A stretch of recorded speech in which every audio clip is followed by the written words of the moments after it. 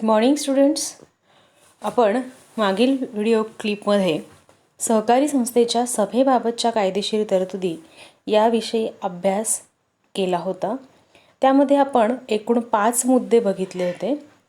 सहकारी संस्था ही पहिल्या सहकारी संस्थेच्या सभेबाबतच्या कायदेशीर तरतुदी या महाराष्ट्र सहकारी संस्था कायदा 1960 आणि कलम 1961 मध्ये दिलेल्या आहेत.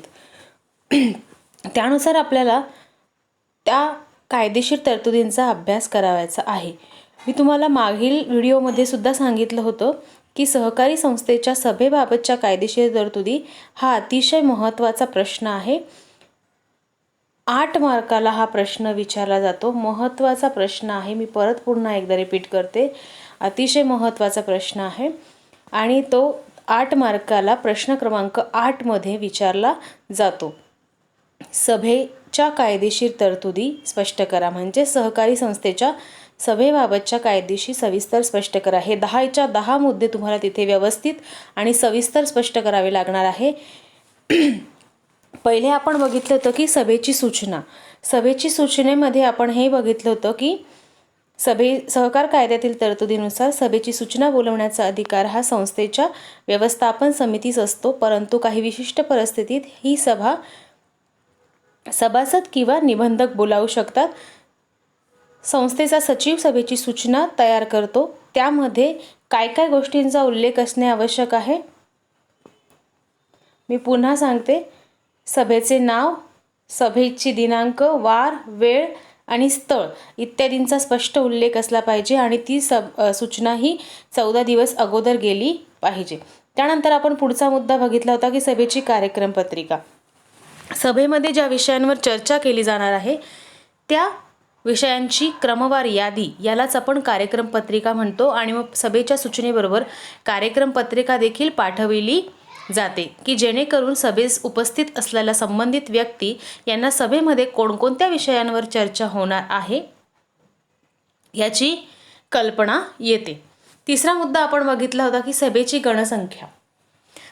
सभेचे कामकाज सुरू करण्यासाठी किंवा सभा कायदेशीर ठरण्यासाठी सभेला आवश्यक असणारी सभासदांची किमान उपस्थिती याला आपण काय म्हणतो, गणसंख्या असे म्हणतो किंवा गणपूर्ती असे म्हणतो. मी तुम्हाला हेही सांगितलंय की सभासद संख्या ही असंख्य असते आणि प्रत्येक वेळेस हे असंख्य सभासद सभेला उपस्थित राहूच शकतात असे नाही.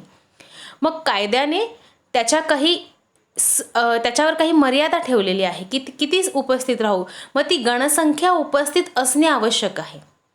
मग किमान सभासदांची किमान उपस्थिती म्हणजेच सभेची गणसंख्या होय. आणि गणसंख्या नसेल तर सभा तहकूब किंवा रद्द केली जाते. सभासदांची जर सभा असेल तर सभासदांच्या एकूण संख्येपैकी 1/5 किंवा 25 यापैकी जी संख्या कमी असेल ती गणसंख्या असते. आणि व्यवस्थापन समितीच्या सभेसाठी एकूण सदस्य संख्येच्या 1/3 किंवा 5 यापैकी जी संख्या कमी असेल ती ही गणसंख्या मानली जाते. पुढचा मुद्दा आपण बघितला होता सभेचा अध्यक्ष. सभेला कायदेशीर रूप देण्यासाठी प्रत्येक सहकारी संस्थेच्या सभेला सभापती किंवा अध्यक्ष असावाच लागतो. कारण सभेचे नियमन आणि नियंत्रण करण्यासाठी या पदाधिकाऱ्याची नेमणूक केली जाते. अध्यक्षाची नेमणूक ही व्यवस्थापन समिती सदस्यामधूनच केली जाते. कारण अध्यक्ष हा संचालक मंडळातील सर्वोच्च अधिकारी असा मानला जातो आणि कामही तशीच त्याची असतात. त्यानंतर पुढचा मुद्दा आपण बघितला होता की मतदानाच्या पद्धती. ज्यावेळेस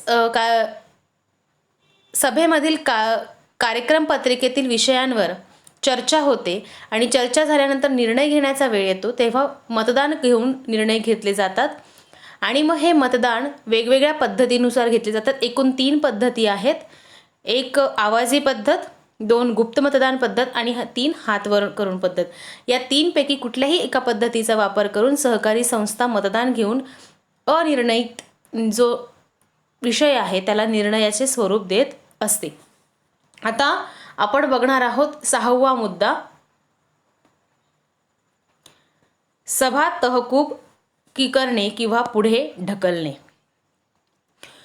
सहकारी संस्थेची, मी तुम्हाला आत्ता सांगितलं की सहकारी संस्थेची गणसंख्या जर नसेल तर सभा तहकूब केली जाते किंवा पुढे ढकलली जाते. म्हणजेच सहकारी संस्थेच्या सभेसाठी गणसंख्या ही काय आहे, आवश्यक आहे. मग सभेस आवश्यक असलेली गणसंख्या जर उपस्थित नसेल तर सभा तहकूब केली जाते किंवा रद्द केली जाते. उदाहरण द्यायचं झालं ती आपण एक गृहीत धरूया की 25 सभासद हे सर्वसाधारण सभेसाठी उपस्थित असणे आवश्यक आहे. म्हणजेच 25 ही सभासदांच्या सभेची गणसंख्या आहे. मी उदाहरण देते. मग या 25 पैकी जर 24 सभासद उपस्थित असेल तर ती सभा तहकूब केली जाते, कारण गणसंख्या उपस्थित नाही.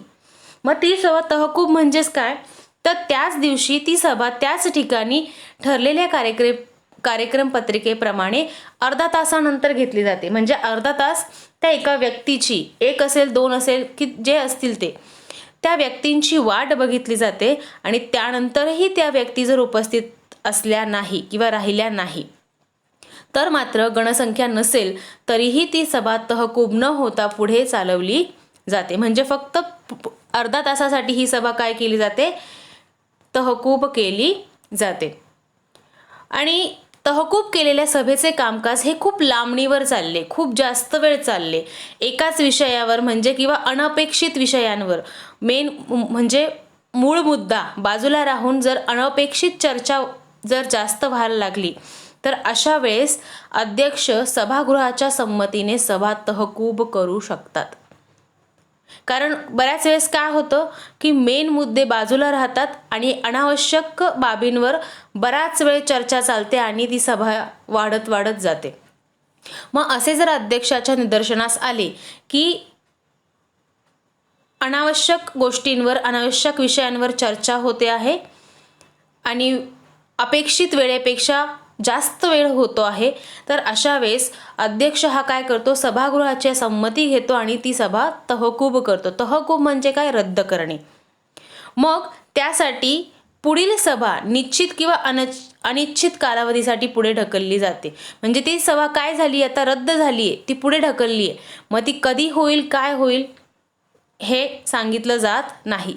ती निश्चितही असू शकते किंवा अनिश्चितही असू शकते. परंतु सभा कोणत्याही परिस्थितीत ज्या दिवशी तहकूब केली त्या दिवसापासून पुढील 30 दिवसाच्या आत घ्यावीच लागते आणि त्या सभेसाठी पूर्वीचीच कार्यक्रम पत्रिका गृहीत धरली जाते. म्हणजे त्याच विषयांवर चर्चा घेतली जाते.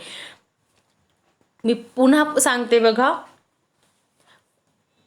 जर सभा तहकूब केली तर सभा ही कोणत्याही परिस्थितीत सभेच्या तारखेपासून 30 दिवसाच्या आतच घ्यावी लागते.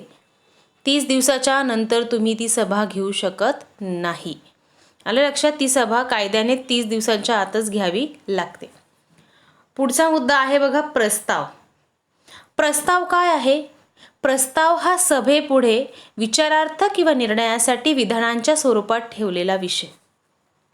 खूप अवघड सांगितले त्यांनी, थोडक्यात सांगू का. प्रस्ताव म्हणजे काय, तर सभेपुढे चर्चेसाठी ठेवलेले विषय याला काय म्हणतात, प्रस्ताव असे म्हणतात. सभेमध्ये चर्चेसाठी ठेवलेले जे विषय असतात या विषयांना प्रस्ताव असे म्हणतात. सभा अध्यक्ष कार्यक्रम पत्रिकेतील क्रमानुसार प्रत्येक विषय प्रस्ताव स्वरूपात सभेपुढे ठेवतात. जसे कार्यक्रम पत्रिका आहे, कार्यक्रम पत्रिकेमध्ये विषय दिलेले असतात. मग जो सभा अध्यक्ष असतो हा प्रत्येक विषय समोर मांडतो, तो प्रस्तावाच्या स्वरूपात सभेपुढे ठेवलेला जातो. म्हणजेच एकंदरीत तो विषय मांडला जातो सगळ्यांसमोर. मग विषय मांडल्यानंतर सभागृहात बसलेले जे उपस्थित सभासद आहे त्या विषयांवर म्हणजेच त्या प्रस्तावावर काय करतात, चर्चा करतात. आणि पुरेशी चर्चा झाली की मतदान घेण्यात येते. आणि मतदान घेतल्यानंतर हा जो प्रस्ताव आहे, विषय आहे, त्याला जर सगळ्यांनी मंजुरी दिली तर त्याचे रूपांतर ठरावामध्ये केले जाते. आलं लक्षात. तर प्रस्ताव मांडणारी व्यक्ती ही कोण असते? सूचक असते. प्रस्ताव मांडणाऱ्या व्यक्तीला काय म्हणतात? सूचक असे म्हणतात. आणि प्रस्तावाला अनुमोदन म्हणजे काय? संमती देणाऱ्या व्यक्तीस अनुमोदक असे म्हणतात. आलं लक्षात? प्रस्ताव मांडणारा व्यक्ती हा काय असतो? सूचक असतो. प्रस्ताव मांडणारा व्यक्ती कोण आहे? सूचक. आणि प्रस्तावाला अनुमोदन म्हणजेच प्रस्तावाला संमती देणारी व्यक्ती कोण आहे? अनुमोदक.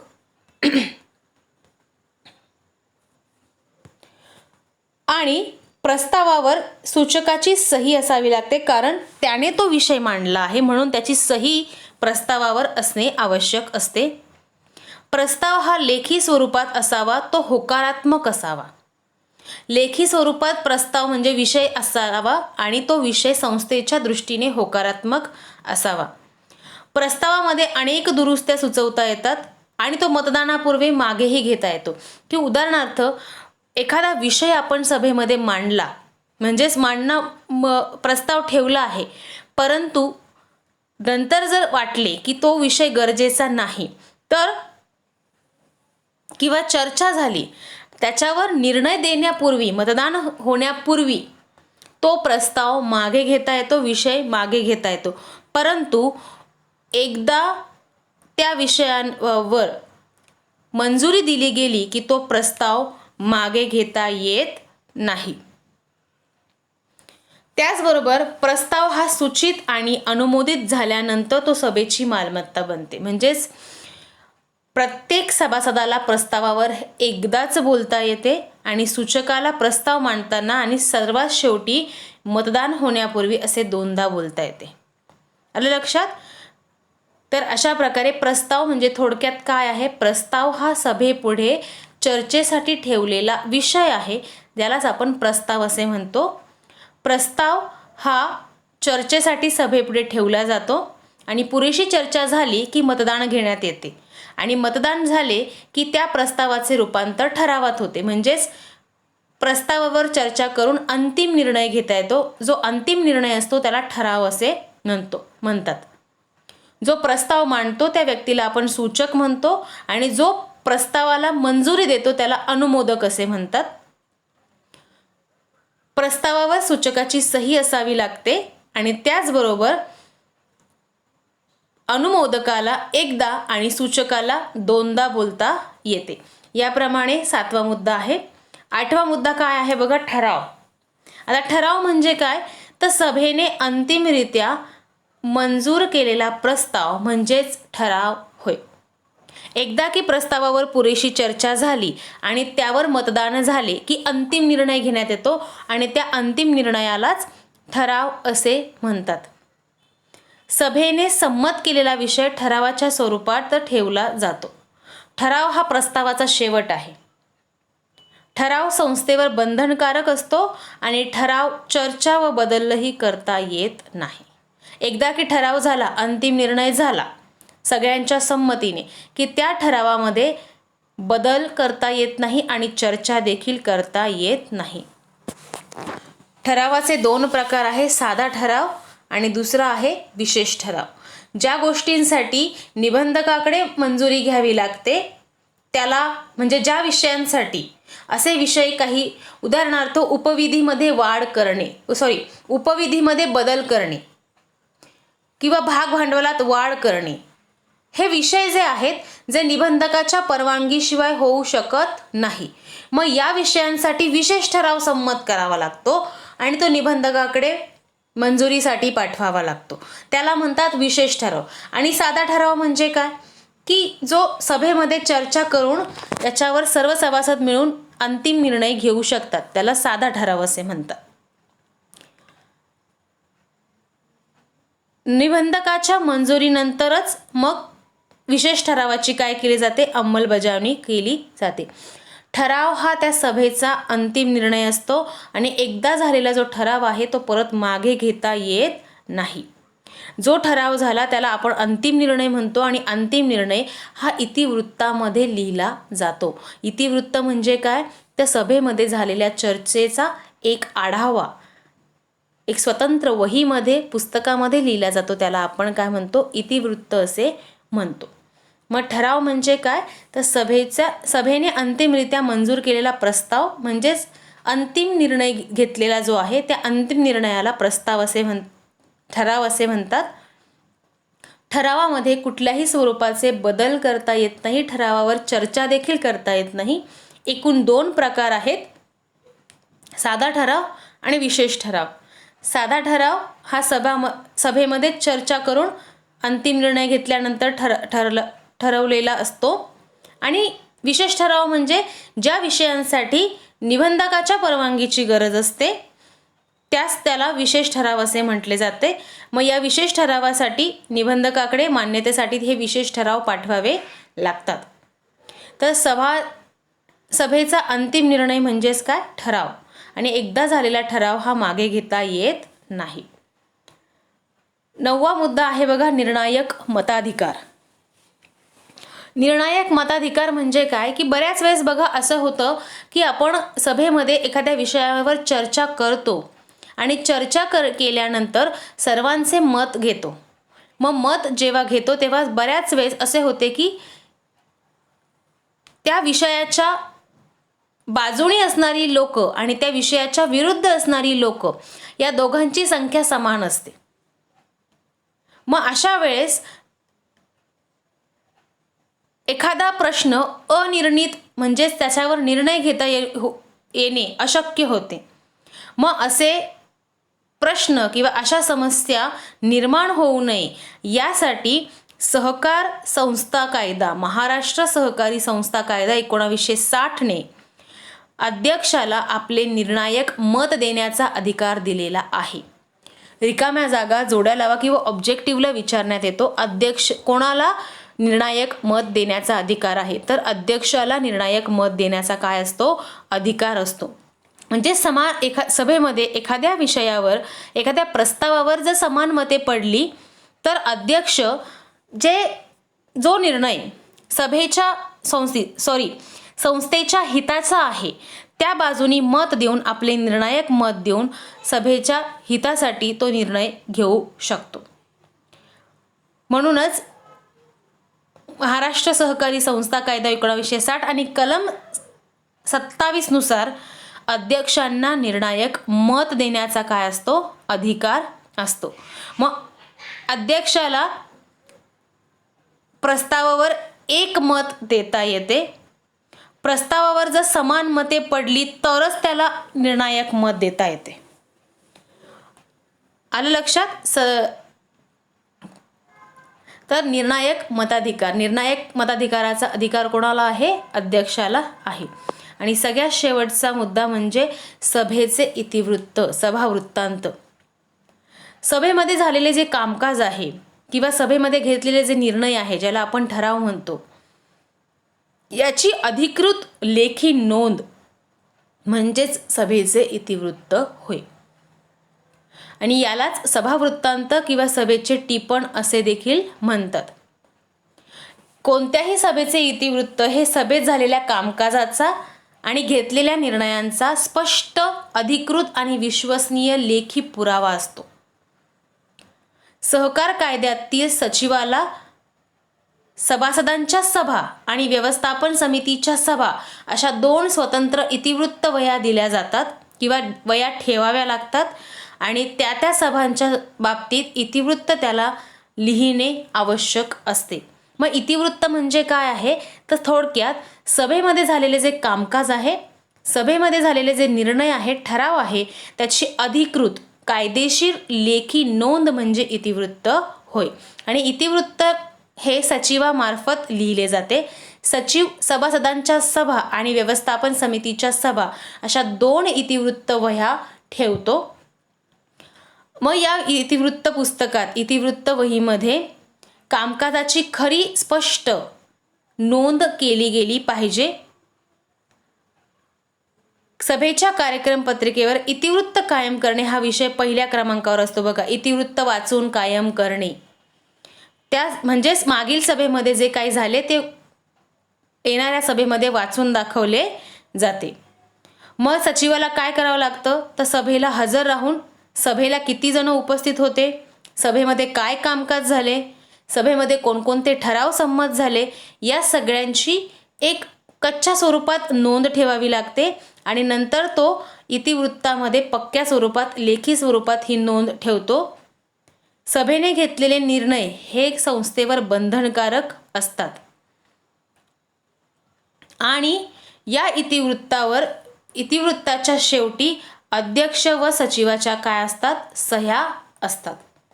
सभा संपल्यापासून, अतिशय महत्त्वाचं आहे बघा, सभा संपल्यापासून 30 दिवसाच्या आत सचिवाला इतिवृत्त लिहावे लागते. आणि जर सभासदांनी मागणी केली की सभेमध्ये काय झाले होते, कोणते ठराव, कोणते निर्णय घेण्यात आले, यासाठी जर त्यांनी इतिवृत्ताची प्रत मागितली तर त्यांना ती प्रत देणे काय आहे, बंधनकारक असते. म्हणजे जे सभासद सभेला हजर राहू शकले नसतील तर असे सभासद मग काय करतात, इतिवृत्ताची मागणी करतात आणि त्यांच्या मागणीप्रमाणे मग सचिवाला त्यांना इतिवृत्ताची प्रत दिली जाते. तर अशा पद्धतीमध्ये सहकारी संस्थेच्या निरनिराळ्या सभा सहकारी कायदा, नियम आणि उपविधीच्या अधीन राहूनच पार पाडाव्या लागतात. हे तरतुदी आहे, या कायदेशीर तरतुदी आहे. कायद्याने नियम घातलेत, एकूण 10 नियम आहेत आणि त्या नियमांना अनुसरूनच, त्या कायद्याला अनुसरूनच सहकारी संस्थांना आपल्या सभा घ्याव्या लागतात आणि त्या पार पाडाव्या लागतात. त्याचे नियोजन आणि प्रयोजन करावे लागते. तर विद्यार्थी मित्रांनो, आपला हा चौथा धडा संपलेला आहे. अतिशय महत्त्वाचा धडा आहे. या धड्यातले मी तुम्हाला महत्त्वाचे प्रश्न देखील सांगितलेले आहेत. आता आपण जे फरक आहेत हे फरक तुम्ही असाइनमेंट म्हणून कंप्लीट करायचे आहे. प्रस्ताव आणि ठराव. त्याचबरोबर दुसरा फरक आहे भाग आणि कर्जरोखे.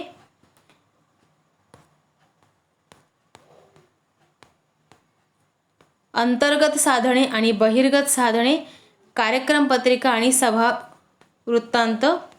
सगळ्यात महत्त्वाचा जो फरक स्पष्ट करा आहे.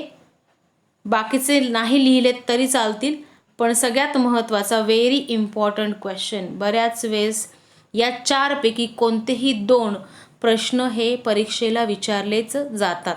त्यामुळे प्रस्ताव आणि ठरावानंतर पहिले चालू ठेव, बचत ठेव, मुदत ठेव आणि पुनरावर्ती ठेव यांचा तुलनात्मक अभ्यास आपण आपल्या सहकारच्या वहीमध्ये लिहून काढायचा आहे.